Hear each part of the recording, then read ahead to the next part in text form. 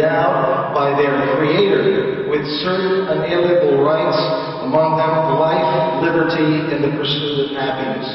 It's not an accident that the first of those rights, which comes to us by our Creator, not from government, is listed as life. As I've said, without life, we have no other rights to talk about. For nearly 40 years, our nation has been at war.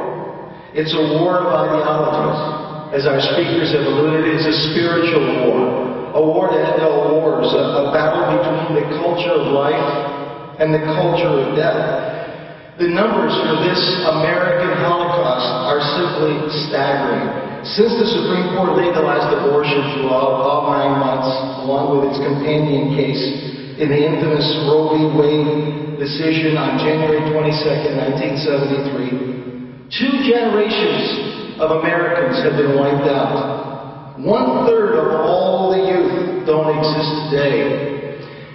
This is, to me, incomprehensible. It's almost impossible to put your mind around these kind of numbers.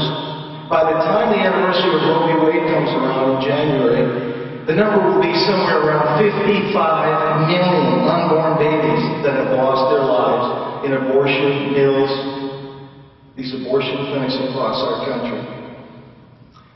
I like to think of them, and I love your analogy of the children playing out in the front yard. It was so powerful to think that so many of these children are missing. 1/3 of our youth is missing. In the year 2008 alone, more children, to put it in perspective, died from abortion than the Americans who have died in all the American wars combined. We're talking about the Revolutionary War, the Civil War, World Wars I and II, Korea, Vietnam, and the 2 Gulf Wars combined, to the tune of 3,700 per day.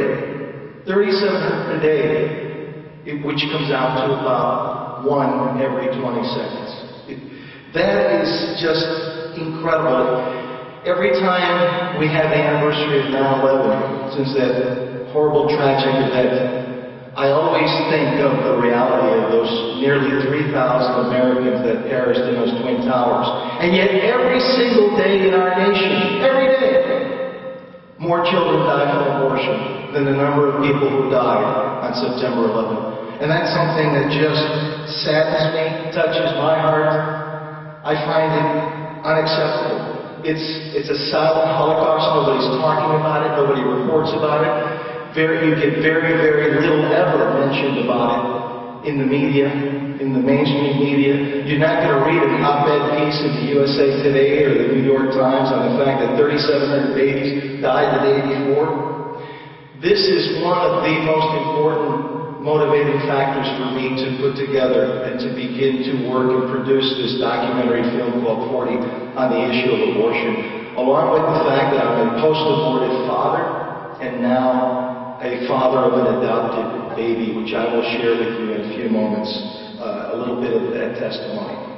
Let me give you a quick thumbnail sketch on our documentary called Simply 40.